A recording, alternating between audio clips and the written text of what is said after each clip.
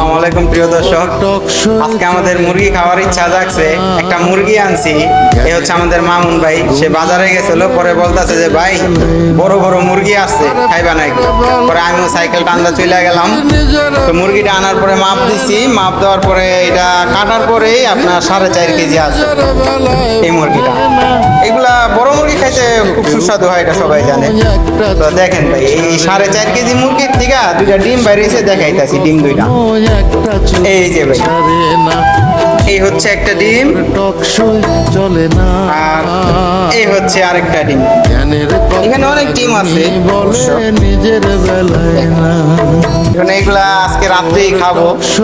ওই যে আগে বলছিলাম না যে আমাদের যখন যা মনে চায় তাই করি, তাই খাই। মামুন বেড়ে দিয়ে কাটাইতেছি, আমি আবার এখন কাজে চলে যাব। রাত্রে একটা কাজ আছে, কাজের থেকে আসার পরে এটা রান্না করা হবে। ওদিনকে হাঁসের গোস্ত খাওয়া হয়েছে, আজকে আবার এই মুরগি 4.5 কেজি।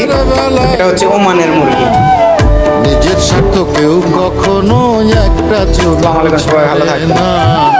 নিজের স্বার্থ কেউ কখনো